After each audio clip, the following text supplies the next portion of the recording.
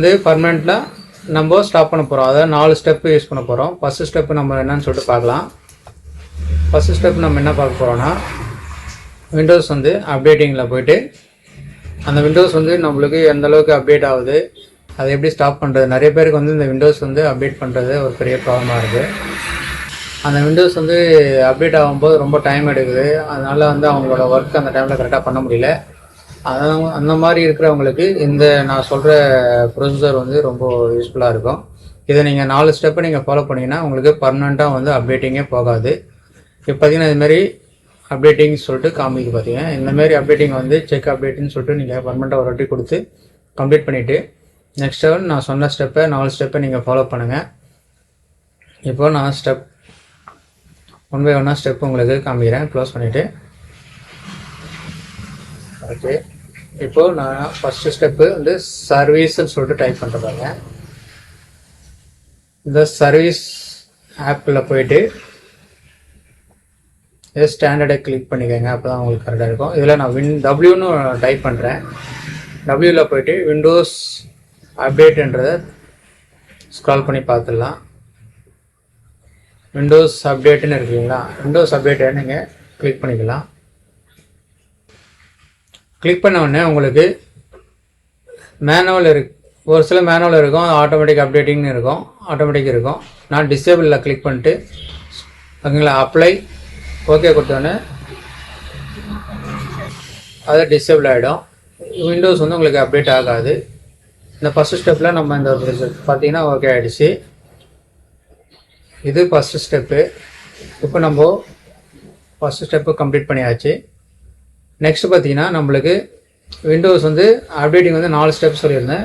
இப்போ first step நம்ம complete பண்ணியாச்சு. இப்போ ஸ்டெப்பு 2 வந்து நம்ம எப்படி அப்டேட் பண்ணுறது அப்படின்றத பார்த்துடலாம். ஸ்டெப் 2 நெக்ஸ்ட்டு வந்து பார்த்திங்கன்னா இப்போ ஸ்டெப் 2ல் நம்ம என்ன பண்ண போகிறோம் அப்படின்னா, ரெஜிஸ்டர் எடிட்டர் அப்படின்னு பார்த்தீங்கன்னா, ரெஜிஸ்டர் எடிட்டர் நீங்கள் டைப் பண்ணி ரெஜிஸ்டர்னு டைப் பண்ணும்போதே உங்களுக்கு வந்துடும். ஓகே. இதில் பார்த்தீங்கன்னா நான் உங்களுக்கு வந்து எந்த செக்ஷனில் போக போகிறேன் அப்படின்னா, ஹெச்கி லோக்கல் மிஷினில் போயிட்டு சாஃப்ட்வேரில் போயிட்டு சாஃப்ட்வேரில் நான் பாலிசிஸில்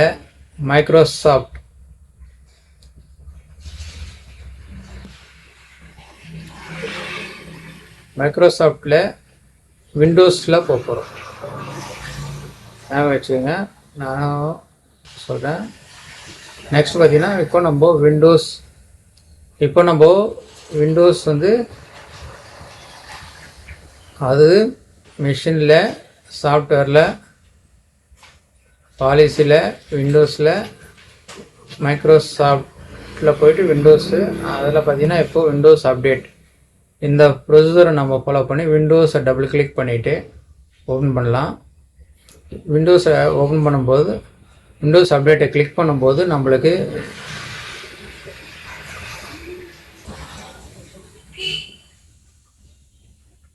வேறு ஆப்ஷன் இருக்கான்னு பார்க்கலாம்.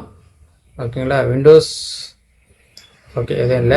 நம்ம அந்த ஏரோ கிளிக் பண்ணால் ஏயு, அதாவது ஏயுன்றது ஆட்டோமேட்டிக் அப்டேட்டுன்றது. அந்த ஆட்டோமேட்டிக் அப்டேட்டை நம்ம கிளிக் பண்ணலாம். பொறுமையாக பாருங்கள். நோ ஆட்டோமேட்டிக் அப்டேட்டுன்னு சொல்லிட்டு இருக்கு பாருங்கள். சப்போஸ் இது மாதிரி நிறைய பேர் சிஸ்டத்தில் இல்லை அப்படின்னா இதை நீங்கள் ரைட் கிளிக் பண்ணி நியூ கீயை கொடுத்துட்டு அதில் போய்ட்டு நோ அப்டேட்ன்றதை கிளிக் பண்ணிட்டு அதில் பார்த்தீங்கன்னா 0ன்னு இருந்ததுன்னா வேல்யூ 1ன்னு சொல்லிட்டு கொடுத்து ஓகே பண்ணுங்க. ஏன்னா இந்த ப்ரொசீஜரை நீங்கள் ஃபாலோ பண்ணால் தான் விண்டோஸ் வந்து அப்டேட்டிங் போகாது. இதுதான் ஸ்டெப் 2.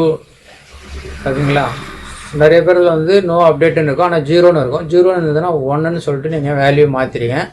வேல்யூ மாற்றிட்டு ஒரு வாட்டி நீங்கள் சிஸ்டத்தை ரீஸ்டார்ட் பண்ணால் தான் உங்களுக்கு அந்த ஃபங்க்ஷன் வந்து ஒர்க் ஆகும். இப்போ நம்ம ஸ்டெப் 3 பார்க்க போகிறோம். ஸ்டெப் 3ல் நம்ம என்ன பார்க்க போகிறோம் அப்படின்னா, அதே அப்டேட்டிங் ஆஃப் பண்ணுறது தான். இதில் நம்ம ஜிபி எடிட், அதாவது ரென் ப்ளஸை நீங்கள் கிளிக் பண்ணுங்கள். விண்டோஸ் கீயும் ஆர் கீயும் ப்ரெஸ் பண்ணிங்கன்னா உங்களுக்கு அந்த கீ ப்ரெஸ்ஸும் அதில் வந்து ஜிபி எடிட்னு சொல்லிட்டு கிளிக் பண்ணுங்கள். ஜிபி எடிட்டில் நம்ம என்ன டூல்ஸில் போய் பார்க்க போகிறோம் அப்படின்னா, விண்டோஸ் அட்மினிஸ்ட்ரேட்டர் டூல்ஸில் போய்ட்டு தான் பார்க்க போகிறோம். டெம்ப்ளேட், அட்மினிஸ்ட்ரேட்டர் டெம்ப்ளேட்ஸ், ஓகேங்களா. இந்த மாதிரி நிறைய செட்டிங்ஸ் இருக்கும். உங்களுக்கு நீங்கள் இதில் பார்க்க போகிறது அட்மினிஸ்ட்ரேட்டர் டெம்ப்ளேட்டில் தான் நம்ம பார்க்க போகிறோம். அதுக்கு முன்னாடி மற்ற டீட்டெயில்ஸ் உங்களுக்கு விண்டோஸ் அப்டேட்டிங் வேறு எதனா இருக்கா அப்படின்றத பார்த்தேன்.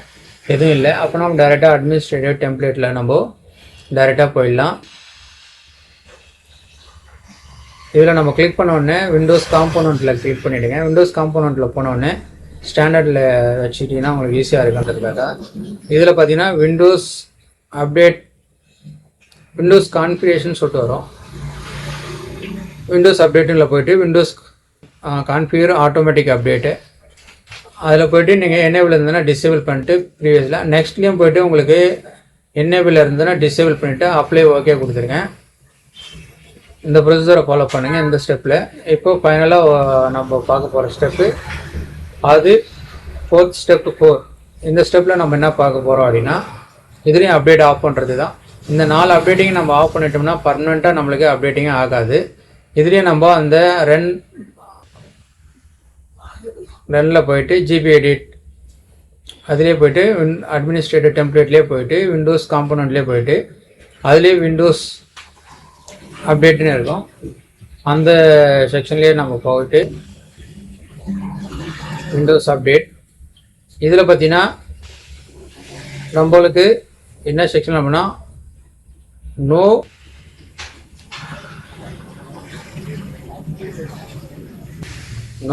Auto restart and update. ஆட்டோமேட்டிக்காக ரீஸ்டார்ட் ஆகிட்டு அப்டேட் ஆகுது பார்த்தீங்களா, ஒரு டைம் நம்ம ரீஸ்டார்ட் பண்ண அப்டேட் அதுமாரி ஆகக்கூடாதுன்றதுக்காக தான் இதை வந்து நம்ம ஆஃப் பண்ணுறோம். இதையும் டிசேபிள் பண்ணிவிட்டு அப்ளை ஆகுதுங்க. நெக்ஸ்ட்டு செட்டிங்ஸ்லேயும் டிசேபிள் கொடுத்துட்டு அப்ளை ஓகே கொடுத்துருங்க.